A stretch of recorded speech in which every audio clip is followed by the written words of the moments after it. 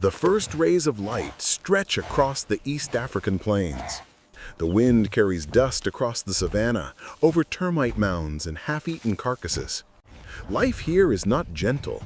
It is raw, competitive, and in constant motion.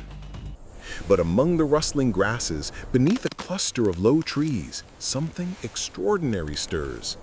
A figure, barely over a meter tall, emerges from a shallow nest of leaves. It blinks at the sunlight. It rises to its feet. And then it does something that will change the course of life on Earth. It picks up a stone.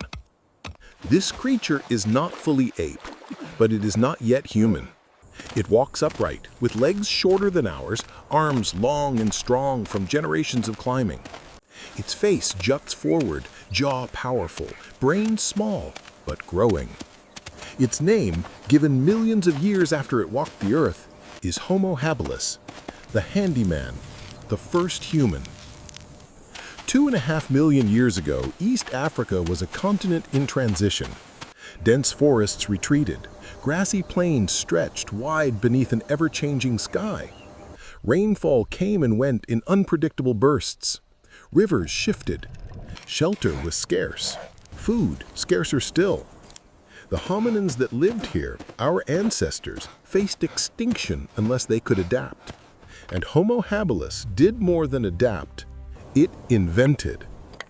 From the bones left behind in the rock, the fossilized jaws, the skull fragments, the stone tools, we have begun to reconstruct the life of this creature. It was not a solitary wanderer. It moved in small groups, bound not by language, but by shared survival. They were scavengers, not hunters, watching, waiting, learning from the predators who fed first. When the lions left a kill, the handy humans moved in, crude stone flakes in hand. They sliced meat from bone, cracked femurs for the marrow within. These simple tools, the Alduan tools, are the oldest human technology ever found. Imagine it, a flake of volcanic stone, sharp as a razor, shaped not by erosion, but by thought. A rock deliberately struck against another to create an edge. This was no accident. This was memory, planning, the first whisper of human ingenuity. They knew which rocks worked best. They carried tools across miles of open land. They returned to the same spots, season after season, following water, following herds. And as their brains grew, so did their world. The average brain of Homo habilis was about 600 cubic centimeters, twice the size of a chimpanzee's, and 200 more than their Australopithecus ancestors. That difference, those extra neurons, were the engine of everything to come. They still bore the marks of their past. Their hands, though precise, were still curved for climbing. Their feet were flat, their gait awkward by modern standards. They slept on the ground, vulnerable to predators. Many likely died young.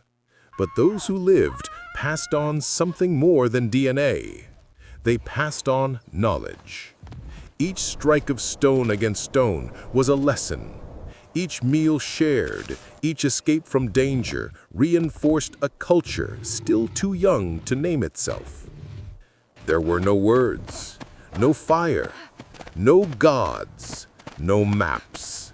And yet something was unfolding. A process not of days or years, but of millennia. A slow churning toward consciousness. The bones of Homo habilis tell stories of violence and struggle. Puncture marks suggest attacks from leopards or hyenas. Some were crushed beneath falling trees. Others perished during droughts. Yet through every hardship, they endured.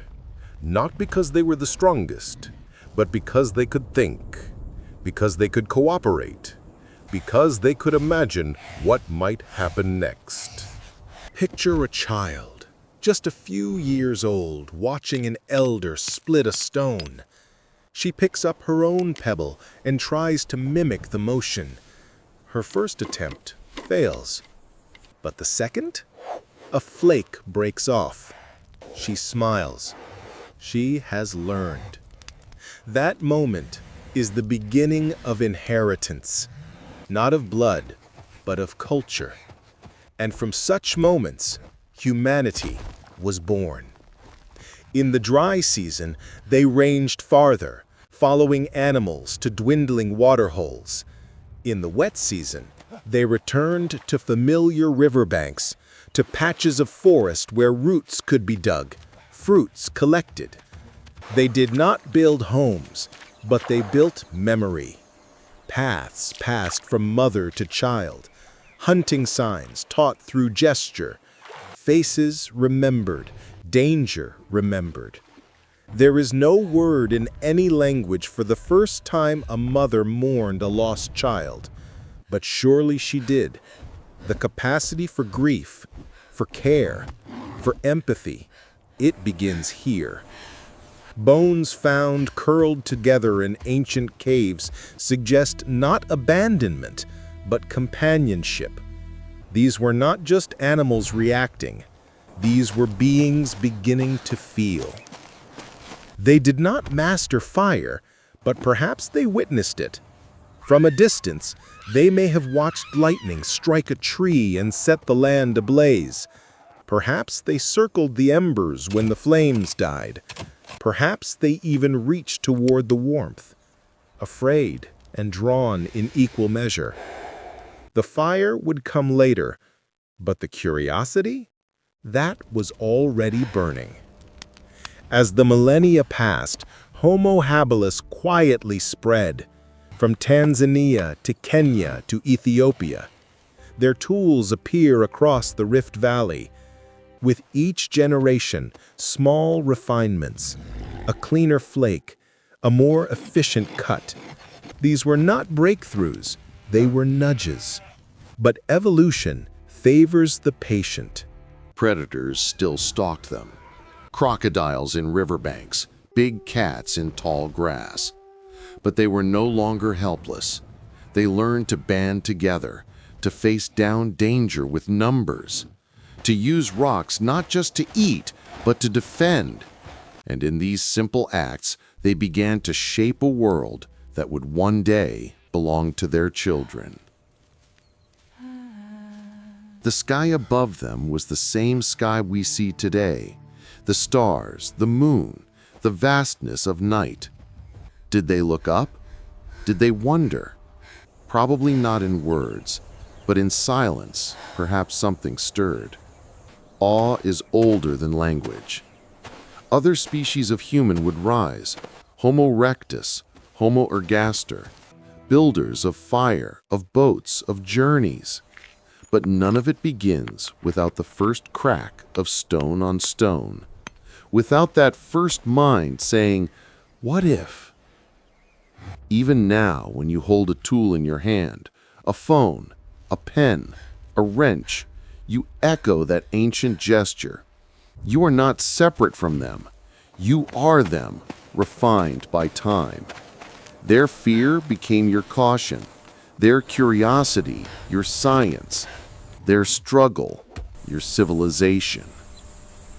And so, as the sun sets again on the East African plain, imagine them, not as distant ancestors, but as family.